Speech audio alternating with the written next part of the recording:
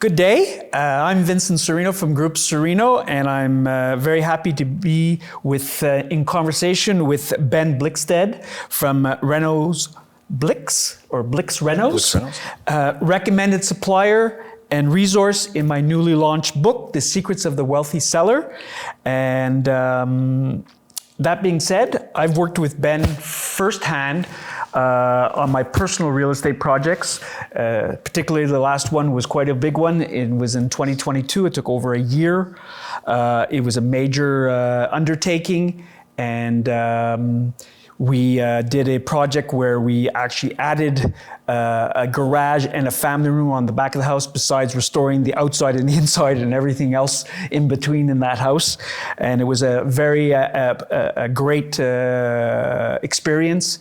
Learned a lot at the same time, and I've highly recommended Ben also to clients over the years. They're very satisfied, and that's why he is in the book and is recommended, and I'm happy to do that.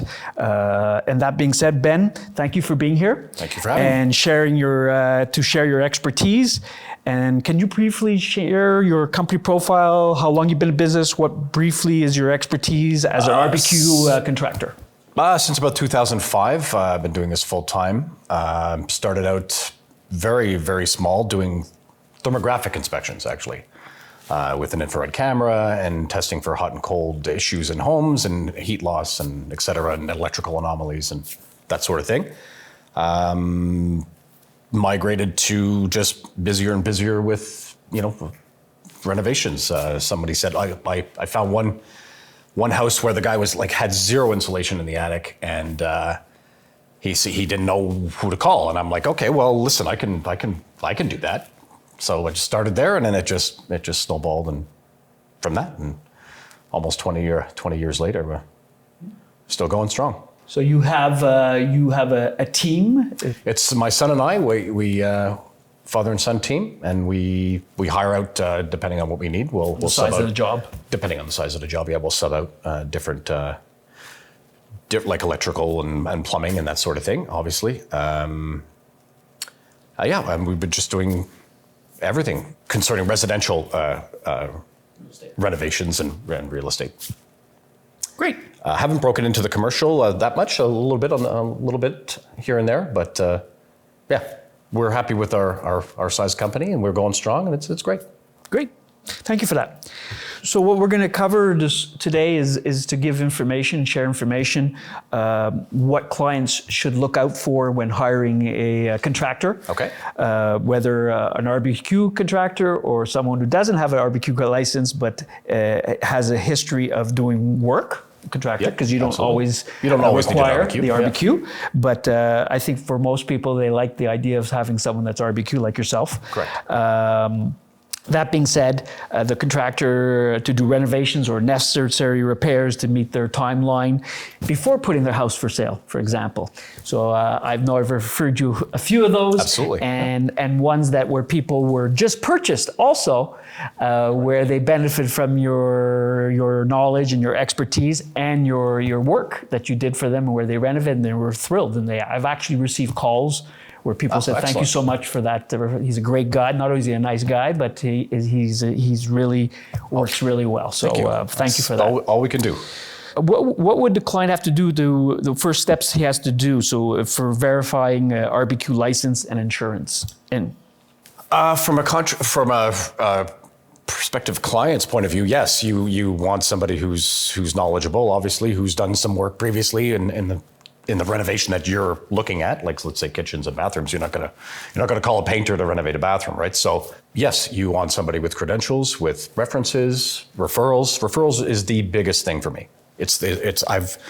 I've never advertised. I've only worked on referral, and thus far it's been huge, because people like yourself, you see my work.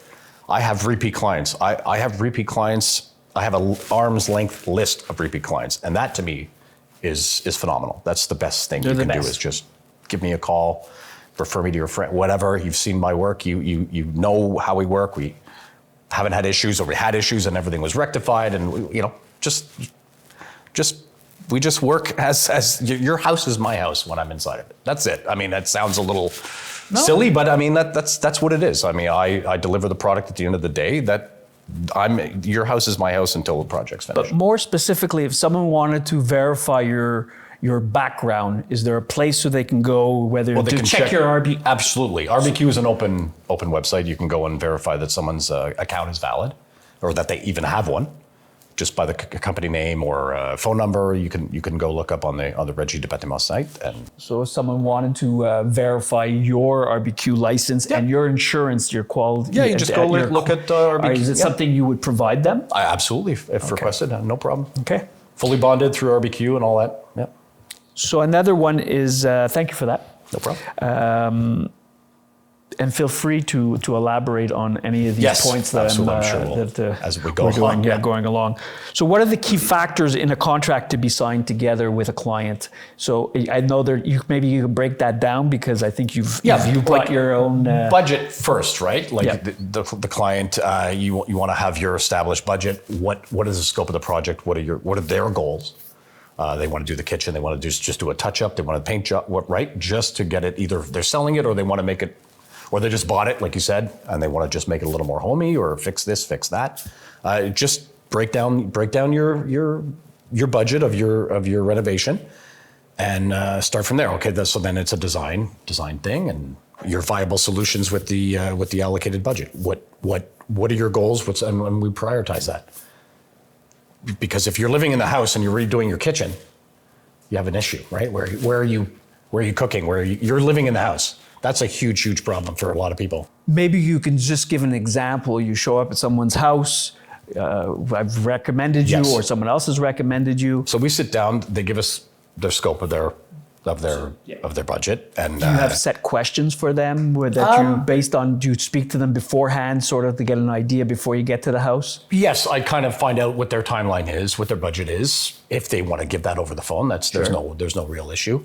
But mostly in person, we talk about their timeline, their budget, the scope of the project, that sort of thing. Yeah. I provide all references and whatever available, like who's going to give a bad reference really, right? I have photos of all our previous work, our best of, and all that sort of thing, Instagram, Facebook, all that sort of thing. And we just take it from there. And I work with them throughout the whole project. Very, very open. They can ask me any questions they want. I can refer them, like yourself, I do referrals back in your case. Like if somebody doesn't know, I give them real estate agents, and we all use each other's resources, which is great. This is why we're here today. That's basically it in a nutshell, aside from getting into the nitty-gritties of just the breakdown of what they want to do, like heated floors or specialized cabinetry or lighting, or that's all the ins and outs that we discussed. Yeah, those are the details, project. Yeah. But other than that, I try to make it as simple as possible. I'm here to serve.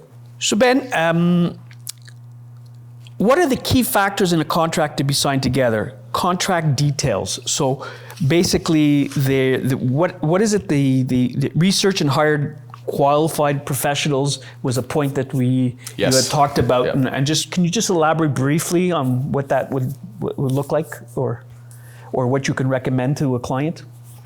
Well, you would definitely want to have multiple quotes on your project. Okay.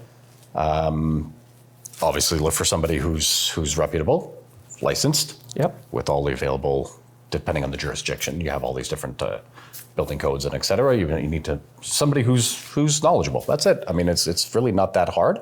You got to do your homework and make sure you're hiring somebody referred, licensed, insured, and you take it from there. And I would get definitely multiple quotes. For me is huge. Okay. Yeah. I insist most of my clients, even if they call me and I was referred, I still insist that they get other quotes. As weird as that might sound, that to me tells the client that I have no stake in the game. I want the client to be happy.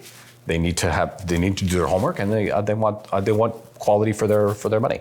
Well, that's something you provide, right? I definitely provide that. And do you have architects, designers, or other professionals that you recommend? Over the years, we've built up a good team of people that we recommend. Subject to the project, right? Exactly. In some cases that you have to use an architect. Correct. The project we did in Absolutely. I had an architect, and you worked from those plans. You're able to work from plans? Yeah, absolutely. Okay, great. In terms of references being available, Yes. So do you have a list of people besides myself Yes. that you are willing to give a reference? Absolutely. And they can maybe even view or send them to Yes, to see the absolutely. work that they've done. We have some social media accounts. They can go on and view some pictures of our Pictures you can of see, best show us of the and work. all that That's sort of even thing. better. I have, depending on the scope of the job, I had one client where I drove him around because we're bidding on his house to do the siding.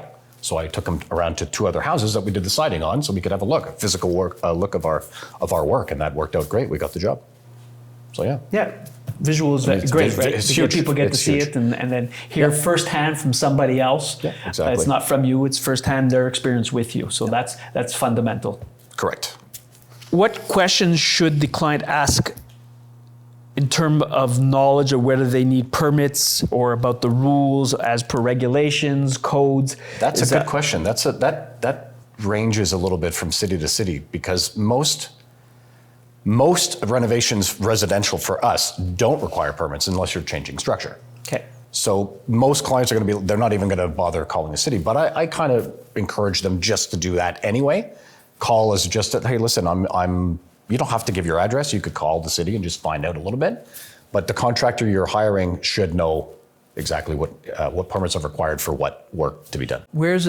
Can you give me a concrete example of where someone's, in some instance, maybe even use the house that you did major renovations on, where we had to get a permit because we changed, I think it was we changed the front entrance. Yes, we changed the front entrance, yeah. The entrance was originally on the side and we changed it. Was that an instance where you would need to have a permit? Yes, that was all permit required, and that was all approved by the city and signed off, and that it wasn't us who did, well, we're not licensed specifically for structural, so we subbed that out. But yes, absolutely, permits were received and the work was completed, signed off by the city. You can't expect every homeowner to know this, right? This is why you hire professionals. Yes. And you ask questions, and that's the key, communication. Ask. We're open books. I had one client who actually took a course at Vanier on renovating just to be able to oversee the job that we did in NDG. It was a whole upper duplex, complete renovation. And she just went to take a course because she had no idea. That was one of the first clients that did that we knew of. And she asked the best questions. I walked her through everything, and she was over the moon with us. Great. Yeah. So that leads me to my next question. What can a client do to ensure good communication with you as a contractor or any other contractor? And what type of questions should they ask to feel confident that they will have a great experience with the contractor or yourself? Definitely, who is the key person on the job, and not 24-hour obviously availability, but who is like they want to pick up the phone. One click. You want to call the guy. Okay, I have a problem, and then it trickles down from there. Or I have this, or I have that. But it's definitely communication. You want somebody who's open, who's available, not fluffing you off, not sending you to voicemail 24/7. I'm always available for my clients. And yeah, because one of the things we hear about a lot of times is that the contractor started the job and then he left. He disappears. So, that goes back to verifying, qualifying who they are, their experience, and getting good references. And we hear that all too often. Yes. So how do you ensure that to your client? Is it something in your contract that you say, you know what, let's agree on the terms of communication. For example, I'm available Monday to Friday, and I might be working on another job, can be going to do your job, but if you have questions, you can always email me, text me. Do you have that sort of agreement with the people, so at least they feel comfortable knowing, okay, I know he'll get back to me, but it'll be either the next day or at the end of the day? I've never been asked that question because I've never not been available. So I don't know how to answer that, actually. I'm always available for my client. I've answered the phone at 10 o'clock at night if there was a problem. Not that we ever have that really, but I had one instance where, okay, there was not that it was us, but it was our contract, so that we had a little bit of a plumbing leak. And it was dripping and not the end of the world. I went over at 10 o'clock. That sort of thing, no problem. I am 24 hours basically. I'm talking basic. So basic communication. So I'm about to sign a contract Yes. with you, and I just wanted you to be clear on this part.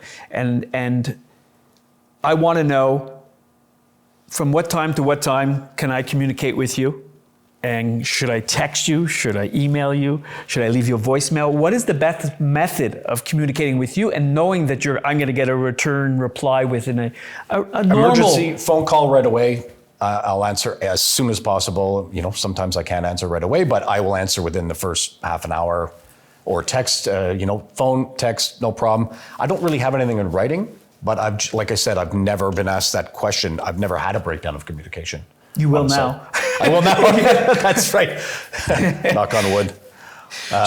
Thank you for that. You know why? It's just because I've experienced it too, where I'm chasing somebody. And I've heard that. I've had that from other clients. And I think it's fundamental. And anyone watching this or viewing this interview, I think it's going to be important to them. For sure. To note that they'll ask that question: absolutely. How do we communicate, and when do we communicate, and can I ensure that you will communicate well with me?